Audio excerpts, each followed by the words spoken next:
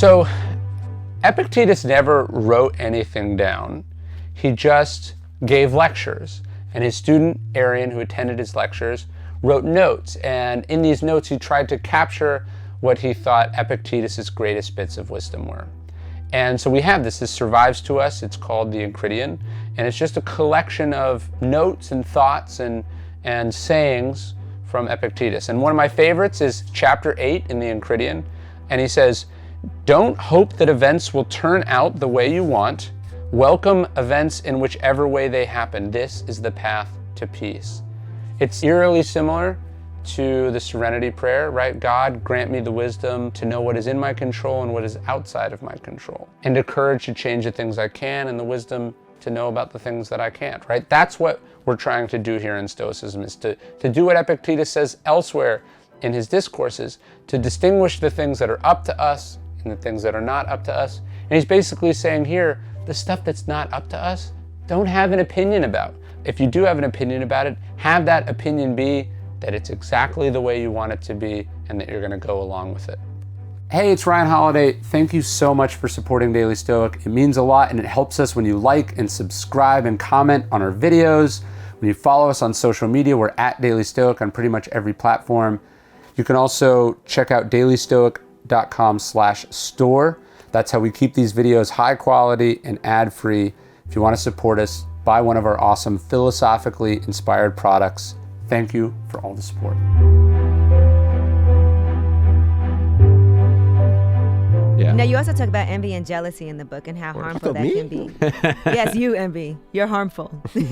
Well, the Theodore Roosevelt quote is, "Comparison is the thief of joy." Mm-hmm. If, like, you go, my job was to have a radio show, my job was to be a best-selling author. You get that, and you think, this is awesome. And then you go, but this guy sold 10 more copies than me. Mm-hmm. This isn't good anymore. It's the comparison that takes away the enjoyment of the thing that we earned. And so what I try to think about is, like, I want my success to be defined by things that I control, and then everything else is extra. So like I feel like, so this book came out this week.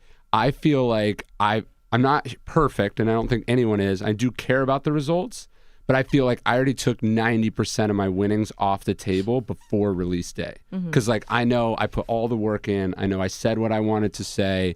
I know it's the best I was capable of. Right. And then so where it hits on the list, how many copies, what that first check looks like. You did your part. I did. And so my definition is mostly what was I capable of, not what this like the New York Times list is a committee. That it's not objective reality. None of a Nobel Prize is not an objective reality. None of this is, right? And so I'm not going to hand my satisfaction and my happiness over to these people. And like, if you think about in history, think about all the super talented people that didn't get the awards or the recognition they deserved because they were black or they were Jewish or they were a woman. Like, the idea that you're going to let success be defined by people who have their own agenda is really shitty and not a good. Sorry, am I allowed to say that? It's not a good idea. You're taking your happiness and you're handing the control of it to somebody else.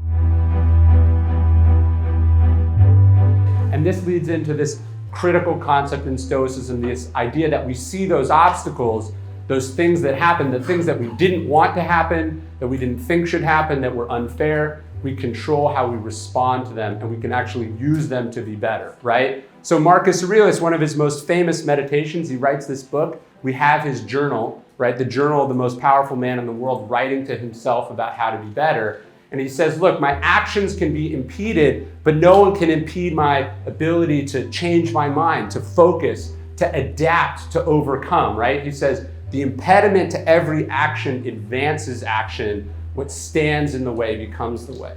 What he means is, I might get blocked. Something might happen. It might not be fair. It might not be fun. It might be the exact opposite of what I want to have happen. But what that presents me is an opportunity, right? The Stoics said the obstacle is the way. They said that any and every situation, even really shitty bad ones, we have the opportunity to practice virtue. It's the opportunity for us to be our best self in a different way than we intended, right? So you get injured, you have to miss a game. This is an opportunity for you to focus your energy on being a great teammate, right? You have the ability to always be redirecting and refocusing your energy when one path is blocked towards another path. How can you get better for everything that happens to you, right? Andy Grove, the CEO of Intel, he would say, look, bad people, bad companies, they get wrecked when bad stuff happens. Good companies, they just muddle through, right? They make it through. But great companies, great people, great athletes, they are improved by adversity.